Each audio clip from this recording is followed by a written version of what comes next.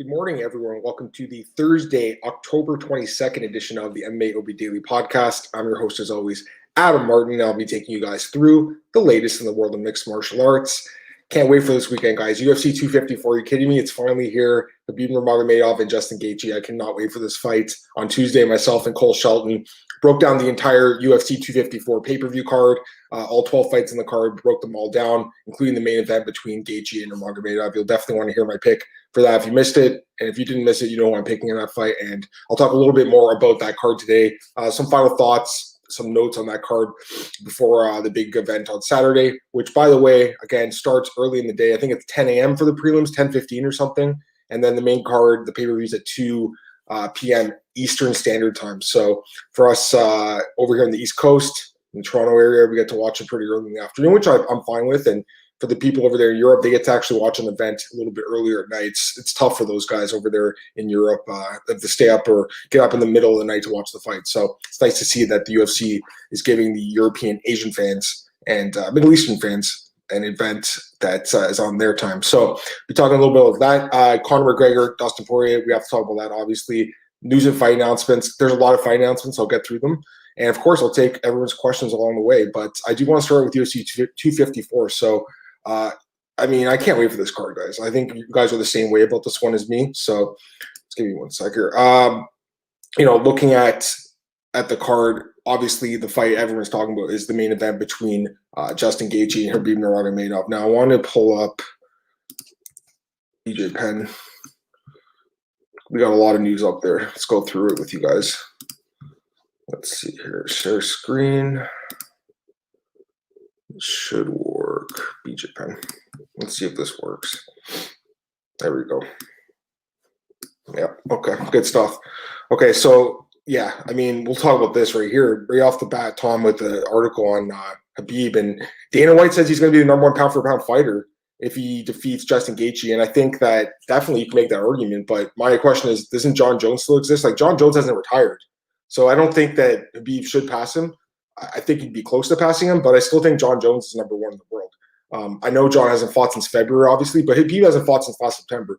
So to me, it's like, yes, Khabib's the favorite flavor of the week. Khabib's an amazing fighter. I love Khabib, but I still feel like John Jones is the number one guy. So I saw Dana White saying that, but it's all promoter talk, in my opinion. The other thing he mentioned at the press conference yesterday, Khabib, number one played fighter in the video game, which is super cool. I actually haven't played the fourth game yet. I want to get it. I just want to pay the $79. I'm waiting for it to drop like $50 or something. But I'm sure you guys have played that game and heard it's good anyways.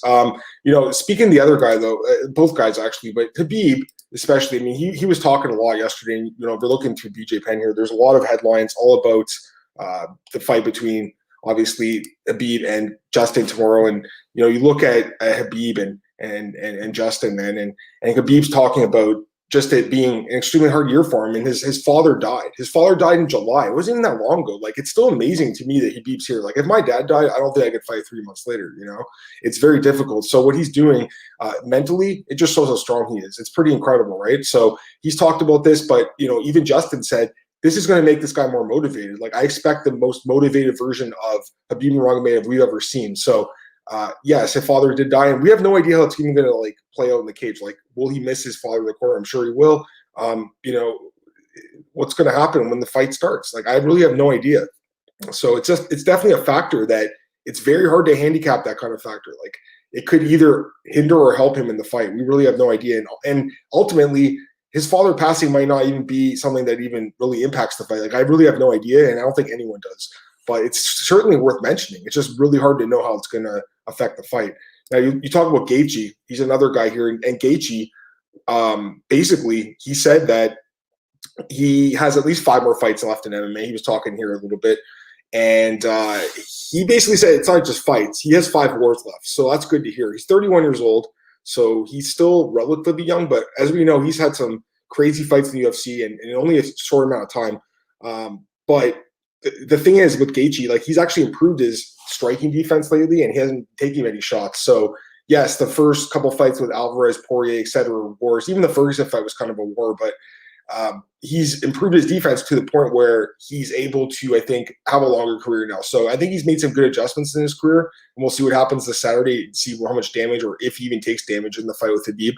He might just get ground and pounded. Like, we really have no idea, but he might go in there and knock Khabib out. I can't wait for this fight. I love fights where I really have no idea what's going to happen, guys. Like, that's the best kind of fight. Like, yes, it's fun to predict fights and get them correct. It's the best. It's great to win money. But it's also nice to, like, look at a fight and be like, man, I really have no idea who's going to win that fight. So I can't wait for this fight, but, you know, it's going to be a good one. Now, I do want to talk about Dana White here because, look, this is the one I want to talk about here. Dana White says the Conor McGregor Poirier rematch has to happen at 155. This is like the first time I agree with Dana in forever. Like, Dana is a guy I always disagree with. A lot of stuff he says just shake my head, but this is 100% right. Last week, John Kavanagh, McGregor's coach at SBG, he said that the fight's going to take place at 170, and he messaged Dustin on Twitter and said, like, you know, happy holidays and stay well fed and hydrated, and we'll see you in January.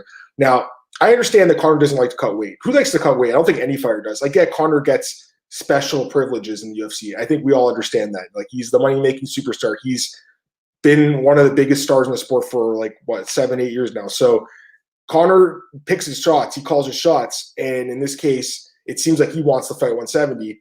I think Poirier is a guy that's willing to go along with either 170 or 155. I know he's talked about fighting a welterweight, so I think he's okay with it. But the fact of the matter is, if this fight's going to be for a title shot at 155, which it probably will be, this fight should take place at 155, not at 170. So I'm 100% with Dana on this one completely. It's ridiculous. Like, again, I understand that he doesn't want to cut weight. No one does. Khabib probably doesn't want to cut weight. I'm sure Khabib would rather fight 170 against Gaethje, have two natural guys go in there, but that's part of the sport. So I'm 100% with them. And here's the thing. If this fight happens and it does take place at 170, that immediately opens the door for other fighters to step in instead of Poirier and Conor McGregor.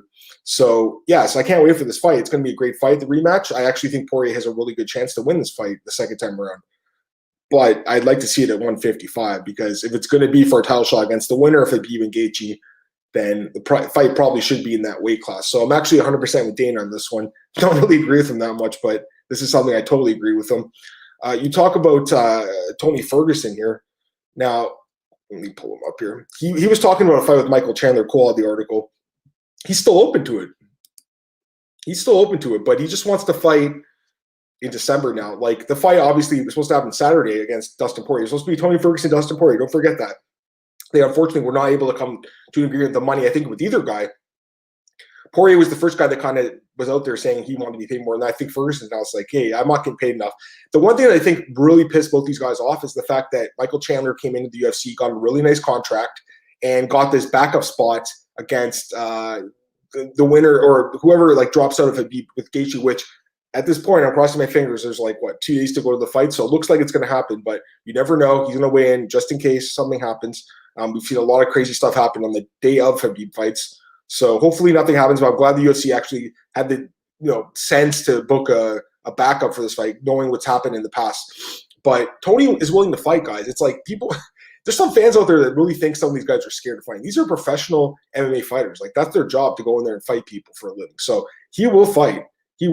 And I think I'd like to see him fight before the end of the year, but I'm thinking at this point, maybe they'll put him on that McGregor card. Maybe they'll put him in the undercards, the prelim, not the prelim, but the co-main event, maybe Ferguson and Chandler on that same card, almost like a mini round robin. And hey, if that fight's at 155, the winner, that's impressive. They could jump in. So I think maybe that's what's going to happen, but he wants to fight, guys. So Tony wants to fight this year. He wanted to fight this weekend. So did Dustin. The money couldn't get figured out, the situation there, but hopefully December, we'll see Tony Ferguson step back into the cage. Now, here's another one that I'm personally interested in because I love the guy. Fabricio Werdum and Fedor Emelianenko. So Fabricio obviously became a free agent recently, and he spoke about fighting in Bellator, and Scott Coker talked about it as well. Fedor spoke a little bit about it. We've heard a lot of updates to this, but now we have an official update from Fabricio Werdum. He spoke to AG Fight, and he basically said he's already signed a contract with Bellator, which is good to hear. It's just he's just waiting for Fedor's approval and confirmation for the rematch. That's the fight Bellator wants to book. That's what Werdum wants. We've heard Fedor wants it, but then we heard he was kind of 50-50 on it. But ultimately, it will come down to if Bellator can get that fight done. But Werdum also said that he respects Scott Coker so much that if that fight can happen, he would still be interested in fighting for Bellator. So we will see what happens with this. I'm sure we're going to hear something very soon. I'm sure Fabricio wants to just get a deal signed, especially during this COVID season. Just get a deal signed, get a contract signed, get some money signed. His manager, Ali Abdelaziz, obviously is always getting out there for his guys and getting them big deals. So I expect the fight to happen. I do think Bellator is going to get this fight done. We're going to see Fedor Werdum. I was hoping we'd see it this year, guys, to be honest with you, because it was 10 years ago where Werdum submitted Fedor with that triangle armbar. It's been 10 years now, over 10 years. But it looks like it's probably going to happen next year, if anything.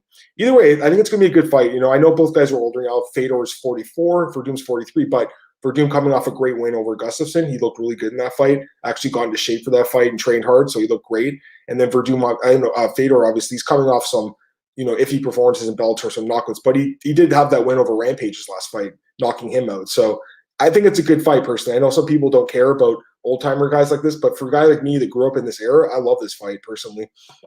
Cole actually did an interview, which is I want to talk about here, with Sam Alvey, and Sam Alvey went off on Marc Goddard in this interview, which I was kind of surprised about, because Sam Alvey's like that nice guy, doesn't say much bad about people, but he's not happy about it. Marc Goddard obviously was a referee of a couple of his fights. I think specifically the Jim Crute fight, if I'm not mistaken, where the fight was kind of stopped early. So I think Sam Alvey's a little pissed about that. Basically, he's on a 4-fight losing streak, and that fight happens this weekend against Dan Jung. And, spoiler alert, but I picked Jung on the podcast on Tuesday, and I'm pretty confident he wins. And this is a tough matchup for Sam Alvey, but he has to win this fight if he wants to stay in the roster.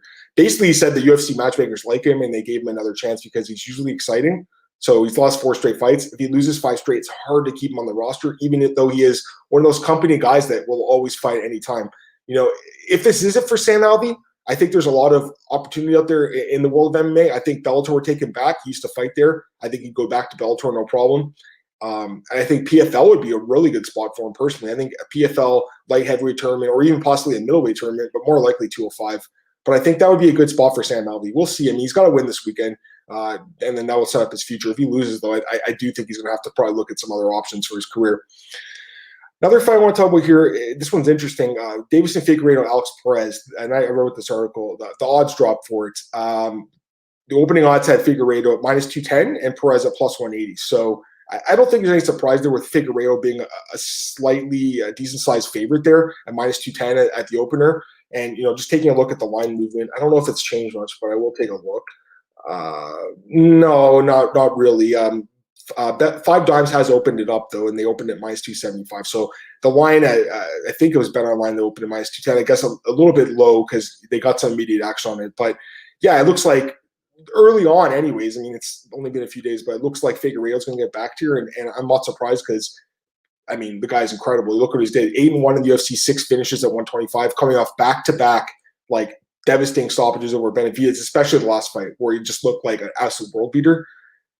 Alex Perez is good too. He's 6-1 in the UFC. I was looking at these guys' records. I was pretty impressed by Perez. Is good too, man.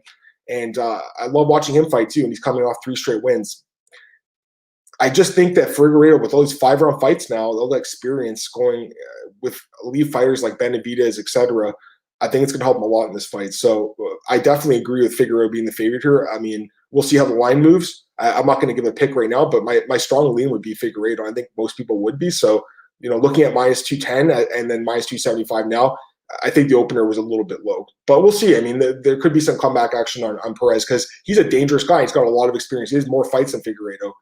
It's a really intriguing fight, guys. It really is. To be honest, I did want to see that Garbrandt fight at 125. I think that would have been cool. I would want to see Cody's KO power carry down, but I think Perez might be an even tougher fight, possibly. So we'll see what happens. But right now, Figueiredo is the clear favorite. Looking at some other news here, Dana White, man, he went off on Tyron Wooley here. He really did. So he said dealing with Tyron Wooley is like pulling teeth. And it's kind of weird because I don't know where this came from. Clearly there's something else going on behind the scenes here with these guys. I'm sure they're having some talk right now about Tyron potentially hanging up his gloves. Listen, the guy was a UFC welterweight champion. He's had a lot of really good wins in the UFC, the Robbie Lawler knockout and a bunch of other wins. But truthfully, the last 3 fights, he just hasn't looked like he wanted to be there in the cage. And a lot of fans think he's just in there collecting a check. Now, the first 2 fights against Burns and Usman, he didn't get finished. The last fight, Colby Cummings, he got stopped. And that's the kind of stoppage where it's like it makes you wonder how much he wants to do this anymore because he got the broken rib and then started withering in pain and then the fight got stopped. Dana White just doesn't like dealing with this guy. It's just weird, though, how he's like, this is the hardest guy I've ever had to deal with. Did he forget about Randy Couture? Has he forgotten about Conor McGregor and how tough he's had to deal with him? but especially Randy Couture, who sued the UFC. When has Tyron Wooley ever did that? So it's one of those things where I know what Dana's saying. Like, he's clearly frustrated with Tyron Woodley, and I don't know what's going on. Again, maybe they're trying to book him another fight or what, but Dana White doesn't seem like he's a big fan of this guy. Tyron Woodley's lost 3 straight fights. It makes you wonder, man. I mean, if it's that hard to deal with him, would they give him his release? And if that happened, would he go to Bellator and rejoin Scott Coker, who had him in Strikeforce all those years? Definitely a potentially possibility, I think, guys. Kenshiro's got a comment. Hey, Kenshiro, Woodley's living in denial, so Dana's by far the hardest fighter to deal with. Yeah, I know. It's true. I mean, that's what he said, but again, Randy Couture, like I'm bringing up him from 2007, 2008 when he had sued them and stuff. So there's other fighters that Dana said this about in the past, but again, I don't know what's going on. Like, are they trying to book another fight? They're trying to convince him to hang up his gloves and officially retire? Or is he asking for his release? Like, I really have no idea, but what I do know is he's lost 3 straight fights, and at this point in his career, he's a gatekeeper, right? My other thing is maybe they're trying to get him to book Chimaev, and he's just saying, "Oh, I don't want to fight that guy." I think that fight does kind of make sense when you think about it, because Woodley's still a top 10 guy. He's coming off some losses, but that would still be a top 10 win for Khamzat if they tried to book it. Here's another thing I want to tell them. This is important. Anderson Silva, he's confirmed his fight against Uriah Hall. It's going to be his last fight in his MMA career. So we had heard some rumblings about this from Dana White. Dana had said this. But then Anderson's coach came out and said, no, I wanted to just keep fighting, and actually wanted to fight Israel Adesanya in a rematch, and a lot of fans were just shaking their heads. Anderson Silva is the oldest fighter in the UFC. He's age 45. There's no denying that he is one of the greatest, if not the greatest fighters of all time. I mean, he's right up there. He's definitely top 5. I think the PED thing definitely hurt him a little bit. I mean, a lot actually, probably, but the guy is no doubt an incredible fighter. He had a 16-fight win streak at one point, right?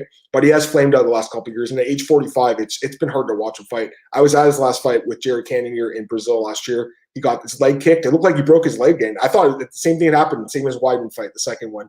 But it's incredible. He's able to return now a year and a half later, and he's coming back against Uriah Hall. But that's a tough fight too. And the odds have dropped for that fight. And right now, the current odds have Uriah Hall minus 220, Anderson Silva plus 180. So interesting odds for that fight, I'd say, guys. Like, I'm surprised Uriah Hall's not a little bit of a bigger favorite, to be completely honest with you. I mean, he's a lot younger than Anderson Silva, and he's a lot more durable, I think. But then again, Anderson, maybe he could turn back the clock, have an amazing performance. But if that happens, I'm just worried he's going to say, I want to fight again.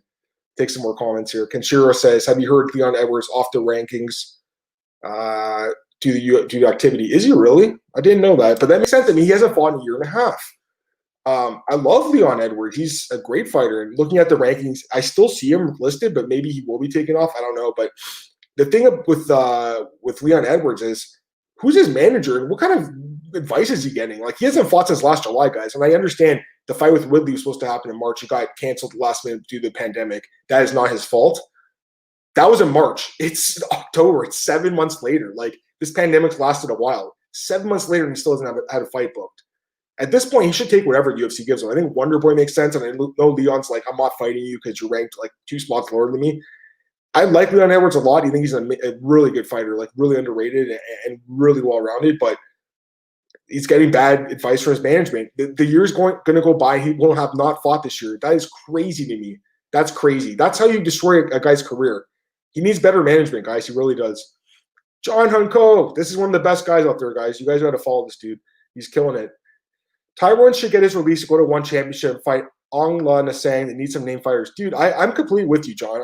I actually think he might get released. And I think if he does hit free agency, one would make a very competitive offer for Tyron Woodley. I mean, you look at his last couple of fights and you think this guy's a shot fighter, but then you look at who he fought. He fought the best of the best. He's fought 3 of the top 5 guys at 170. And it's not that long ago where he was beating guys like Wonder Boy who were ranked in the top 10. So Woodley, to me, is still a good fighter. I'm not convinced he's completely shot yet, like a lot of people are. I know he's looked terrible. I get that. I bet against him every fight. But I'm just not convinced he can't go and beat lesser competition. I think Ongla Nasang would be a tough fight. That guy's really good, man. That guy is super underrated. As John, you know yourself, that's one of the best fighters right now. That'd be a fun fight. I do think Bellator makes a lot of sense, though. You look at the Scott Coker connection, Fabricio Werdum recently leaving to go there. A lot of ex-UFC fighters that fought for Strikeforce ended up going over to Bellator to fight for Scott Coker. If Woodley does get released, I do think that makes just a lot of sense. And you look at their division, you know, Douglas Lima probably beats him, but I think that's a big fight for Bellator. So it's going to be interesting to see what they do with Woodley, but I wouldn't be surprised if he had fought his last UFC fight. I'm just curious to see how this plays out. It's just kind of weird that Dana White singled him out of all the fighters he has to deal with and has had to deal with over the years. Kenshiro says, Woodley makes $500K a fight. No way he'll leave the UFC. He has 12 luxury cars in debt. They could just release him, though. I don't think he's worth his money right now, and I know he's probably underpaid early in his career. And that's the thing about a lot of sports. This happens in all sports, baseball, football, hockey. These guys a lot of times get paid once they've already accomplished stuff, and then they start to kind of fade away. He's made a lot of money in his career. Tyron Woodley's also been done with his money, which he admitted to. He admitted he blew a lot of his money. He said he lived a lavish lifestyle. He bought a lot of cars, like you said, Kenshiro. He bought some houses, did some real estate. I think at this point in his career, I think he's 38 years old now. He's obviously a family man. I think Woodley's a lot better with that stuff. Maybe the UFC's asking him to take a pay cut. I really have no idea. I just think it's really interesting that Dana White brought up his name and no one else's. Isn't that interesting? I think so. Kenshiro, Leo Edwards, take on a can, stack those wins, not Wonder Boy. He's too dangerous, even in your best day. I mean, that's a good fight, Kenshiro, and I think it is a dangerous fight, but I also think Leo Edwards can use his wrestling and actually beat Wonder Boy that way, not even with the striking, with his wrestling, which is so underrated. Kenshiro says one couldn't afford a private pet turtle right now. He says they have big dad. I'd like to hear of John. If you're in there, John, I'd love to hear what you have, if you know anything about that stuff. And he's saying, Kenshiro suggesting one and Ryder go down. I don't know about that. I don't think so. I mean, well, pride's gone down and stuff, and dream's gone down, but Ryzen's living. Another thing I want to talk about here in the news really quick, Chase Sherman, suspended 9 months by USADA. He actually admitted to using some, it's like, I think it's the stuff John Jones got caught for, like the breast pills or whatever, but it's a steroid, essentially. He got suspended 9 months. It was pre-UFC, but he definitely was juicing on the regional scene. So, I mean, hey, good for this guy. It worked. He got back to the UFC and he got that win over Villanueva in his debut, Chase Sherman. Or not a debut, but his comeback, I should say. He fought in the UFC before. But that fight's probably going to be overturned to a no contest. He'll probably get fined and suspended even more by the Florida State Athletic Commission. So he could get some additional sanctions. But as far as USADA goes, 9 months for Chase Sherman. I like Chase Sherman, but, man, that's a terrible look, man. That is bad. Marcus Williams, one of the best guys here. Have you heard any updates or rumors on who will be the next coach for Tough? So I think we talked about a little bit with myself and Cole. There's not much that's really being said about this, Marcus. So they're actually filming this, I believe, next week or the week after. It's going to start filming the next couple of weeks. I'm assuming they're probably going to be making like a return in the new year, if I had to guess, like January, February, maybe right around the time Conor's fight is. Maybe that's the big plan here. There's obviously some options out there, Marcus. I still believe that the best option is Masvidal, Colby Covington. I just think that would be, if they want to have trash talk, they want to have two guys don't like each other. You can't get better than that.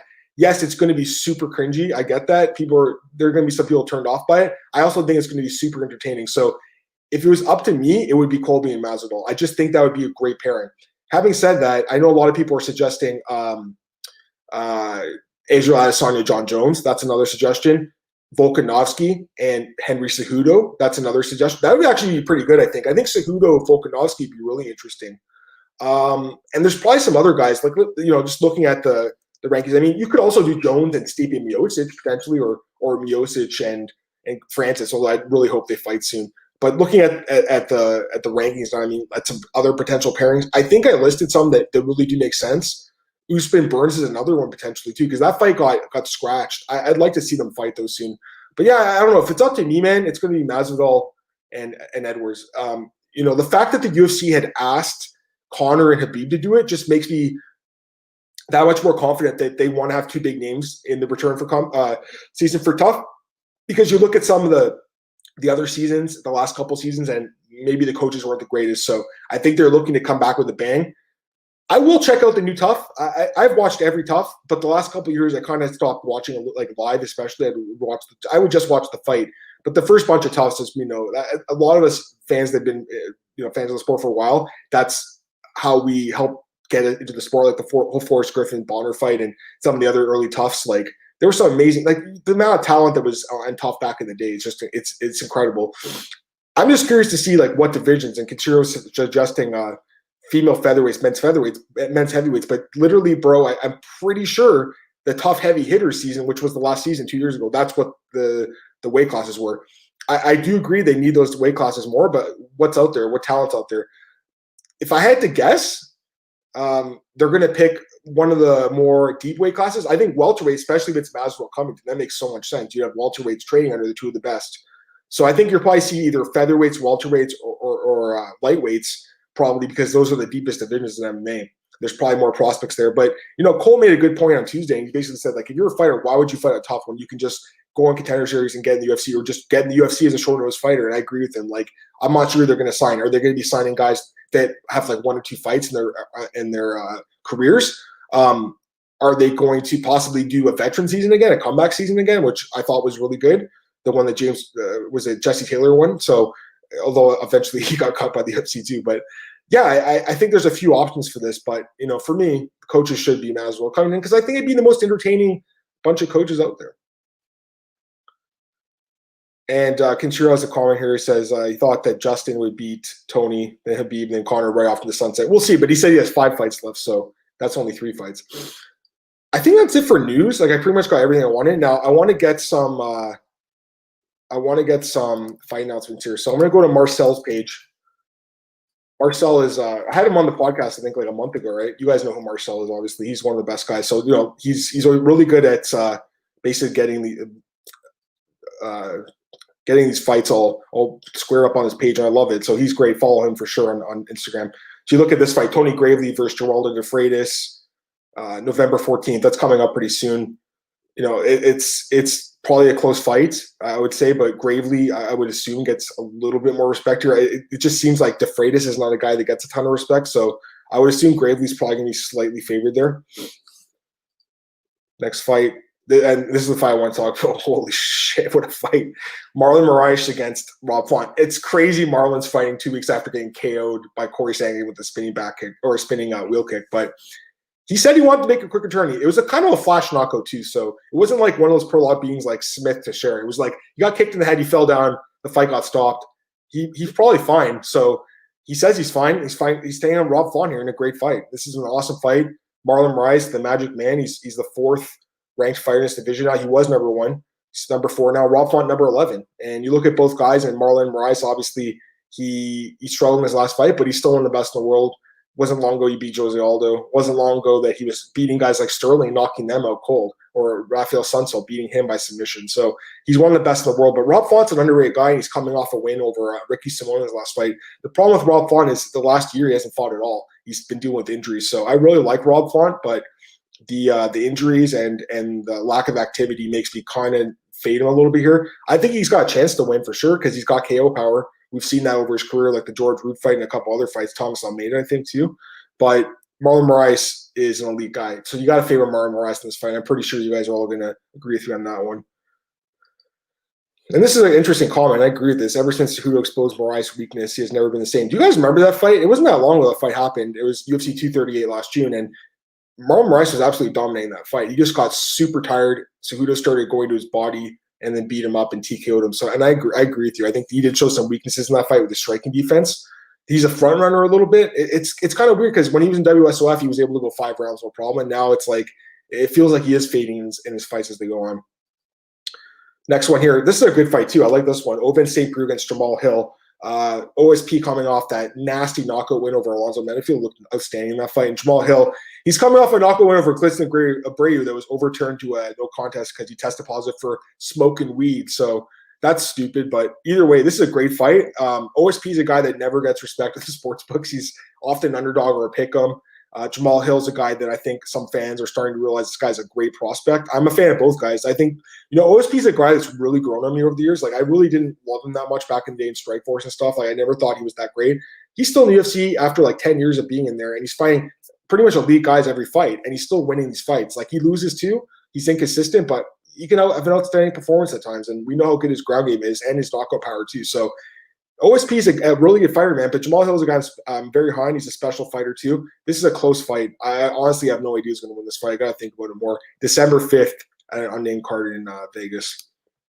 What else do we have here? Okay, this is an interesting one. Adrian Yanez against Victor Rodriguez. I don't really know him too well. I'll have to Google him. But Yanez coming off that win in his last fight, Contender Series, and he got signed to the UFC. Victor Rodriguez, for some reason I'm forgetting who he is. Let me just check. Maybe I haven't heard of him actually. Victor Rodriguez. There's a lot of guys from like contender series I forget about. Vicious Victor Rodriguez, 7'2", 28 years old. Actually, he wasn't on contender series. Okay, so I wasn't forgetting him. He's fought, won 4 straight fights, mostly for Alaska FC. Actually, I'm looking at some. Okay, this is hilarious. I'm looking at some of this guy's the promotions he's fought for. Let me see if this is going to work. Let's see if this works. Does this work? Victor, yeah, okay. Look at okay, this is the guy, Victor Rodriguez, Vicious. It's a cool nickname, 20 years old, Alaskan guy. But look at these promotions he's fought for. Alaska FC, Metal and Mayhem, Blood, Sweat, and Beers. Solid as a Rock FC. Oh my God, I gotta check out this one. Blood, Sweat, and Beers. That has to be like the best name for a promotion ever. Holy smokes. I love just going on Tapology and going through like the rabbit hole and looking at these events. There's only one fight in this card. What the heck? He won by KO. So anyways, I don't know anything about this guy, obviously, but that's awesome. Blood, Sweat, and Beers. That's an amazing name for an event. Anyways, yeah, I mean, Yanez is going to be favored here, as we know, because he does have the experience somewhat anyways fighting in, contender series. Now, next one. I talked about a few of these already this week, but here's another one we didn't really talk about. RDA and Islam's been rebooked. That'll take place on the November 14th card. I'm glad they rebooked it. I don't think it's the main event. I can't. I think it's Santos. Isn't it Santos? Let me double check that one. November 14th. That would be. I don't see a. One sec. I don't see a main event listed on Best Fight Odds. Am I forgetting something here? Maybe they haven't announced it yet. Maybe it's Santos Glover. Is that what it is? Okay, hold on. Yeah. No, it's not actually. That's the other card. So I don't know. Maybe that's gonna be the main event. Maybe it'll be Islam and RDA. That would make sense actually. Right now they don't have a main event for that card. Gotta get this comment. There are $48 ticket events that would be great to go with blood, sweat, and beers. I would go. I mean, it's only one fight, but it probably was a great fight. You could get drunk and see some blood and sweat. I mean, that's just an amazing name for the event. Anyways, Islam RDA, we saw the line for it. Islam was like, I think, minus 800. RDA was plus 500. I think RDA can win that fight. Here's another one. Oh, my God. Ike Villanueva and Vinicius Moreira, and you wonder why these guys are in the UFC, too. Like, it's amazing, man. Like, a couple of years ago, there's no way some guys like this would be in the UFC that just lose every fight. And Ike, a guy that's a veteran of the sport, and he's struggled in the UFC though. 2 straight losses by stoppage to Sherman and Jordan Wright, who's fighting Joaquin Buckley in a couple of weeks. Yeah, I mean, this guy he's struggled, but he's a guy that has a lot of experience. So maybe this is the fight he comes back with. Because Vinicius Moreira, you look at his record, 9-4. Let me pull him out here. Sorry, guys, pull him out. Vinicius Moreira, 9-4.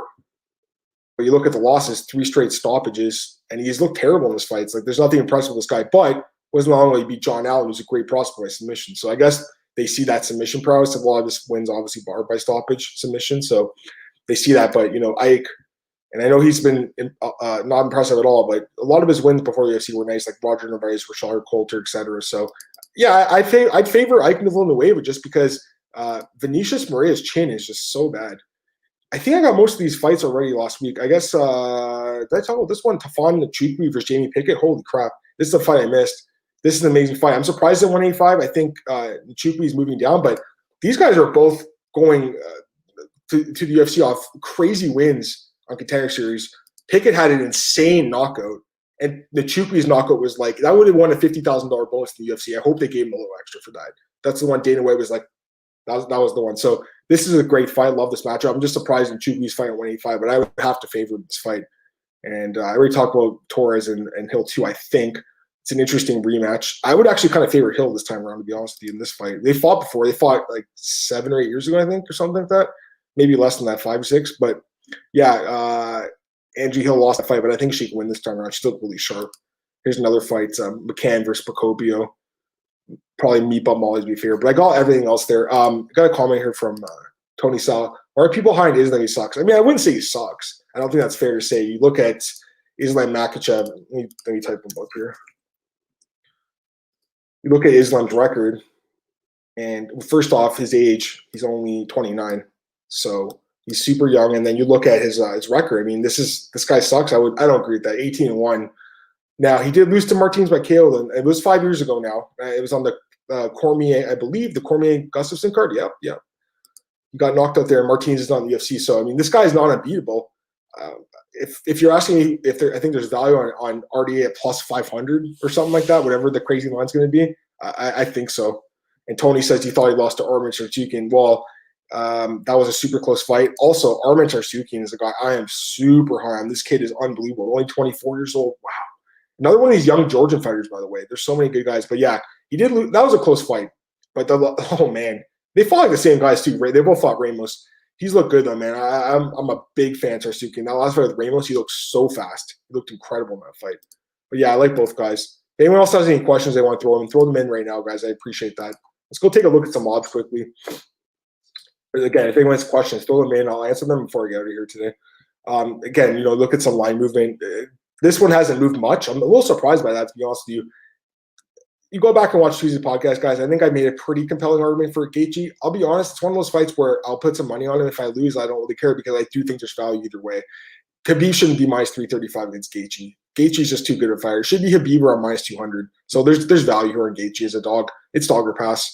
And then some other fights, not much line movement in this one either. Whitaker, I'm still surprised he's a slight underdog. I think he should be favored. So I think that's a little wrong.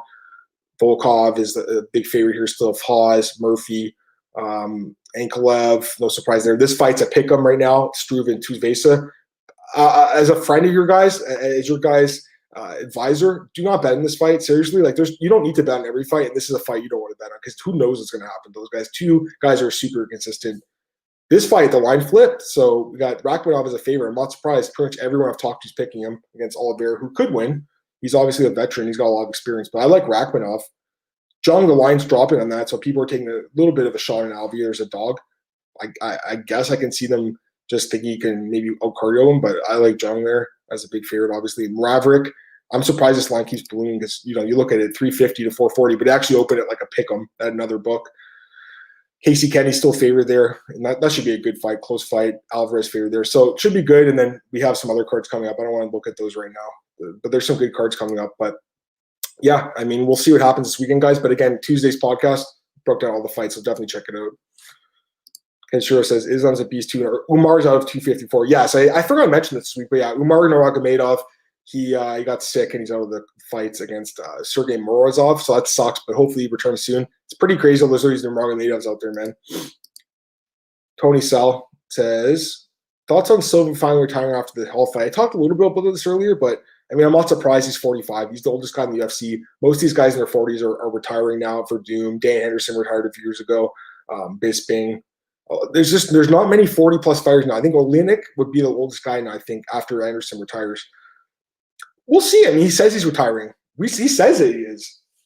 Let me ask you guys this. Are you going to be surprised if Anderson Silva retires from the UFC and a year from now signs with Bellator? I'm not going to be surprised if that happens at all. Or even one championship where he could do a rematch with Vitor Belfort. I think there's other fights out there for Anderson. But if he's done, then he's done. But he said he's going to miss it. He's like, I'm going to miss the training. I'm going to miss mentally repairing myself.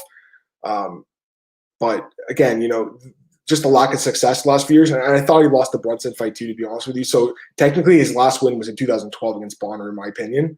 Although he did have the win over Nick Diaz that was overturned. But still, this guy's struggled. He's a legend. He's one of the greatest of all time. It's actually a shame that newer fans are just seeing this version of Anderson Silva, the tail end version, the guy who's losing every fight.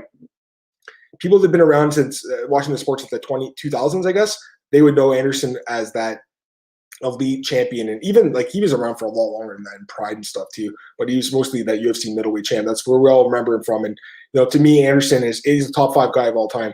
I think for the longest time I probably did consider him the number 1 guy. I think Jones surpassed him, and GSP probably surpassed him. But Anderson's right there. He's one of the greatest of all time. So, and that's a good way to end today's podcast, guys. So once again, Tuesday's podcast was the whole breakdown. Check it out for UFC 254 over at MMAOddsbreaker.com, which I want to go to right now because we have a great website, and I feel like we need to get some more readers and some more listeners and stuff. But yeah, we kill it there. And you look at here's some of my articles. I got my betting breakdown for Khabib and Gaethje, opening odds for the card. This is the podcast obviously today. And then you got some other stuff going on here, and Mike's doing his podcast. Brian and Nick do theirs as well. So definitely check that out. I'm going to close this window here. Yeah. BJPen.com, always with the news there, obviously. And then MMARings.net with some news off pieces. But yeah, follow me on Twitter, guys, at MMAdamMartin. Hopefully you see my tweets on TV this weekend. I'll be doing the scoring and stuff for MMA decisions starting again this weekend, so that should be good too. for the judges' calls there. All right, and that's it for today's podcast, guys. Really appreciate you tuning in, asking the questions. I'll be back on Tuesday, 10 a.m., breaking down the next UFC card, and we'll be recapping UFC 254. Enjoy the fights this weekend, guys. It's going to be a special one. Again, early start time. Remember that, okay? Don't sleep in and then think the card's going to be on night. Early start time. Have a great day, everyone, and I'll talk to you guys next Tuesday at 10 a.m. Bye.